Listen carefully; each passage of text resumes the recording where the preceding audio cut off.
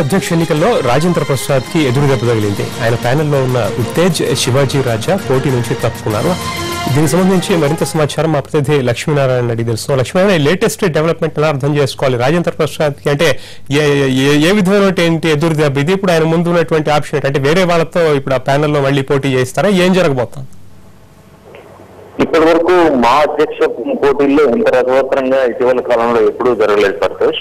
అయితే జరిగిన పరిణామాల నేపథ్యంలో ఇటు శివాజీ రాజా అటు ఉత్తేజ్ ఇద్దరు పోటీ నుంచి రాజేంద్ర ప్రసాద్ ప్యానల్ నుంచి పోటీ నుంచి తప్పుకుంటున్నట్టుగా అధికారికంగా మా సెషన్లో లెటర్ కూడా అందజేశారు సంతోష్.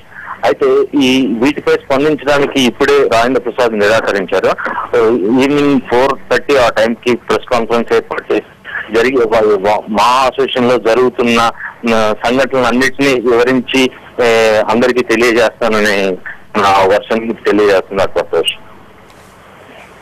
రైట్ లక్ష్మణ, క్లుప్తంగా తొందరగా వీళ్ళు ఇచ్చిన లేఖలో వీళ్ళు ఏమైనా కారణాలు పేర్కొన్నారా ఎందుకని ప్యానెల్ నుంచి తప్పుకున్న పోటీ నుంచి అని?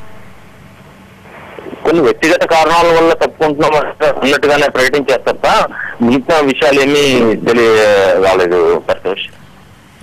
Right, Rajendra Prasad press conference ఏర్పాటు చేసుకోవడం మళ్ళీ మాట్లాడదాం. ధన్యవాదాలు లక్ష్మీనారాయణ.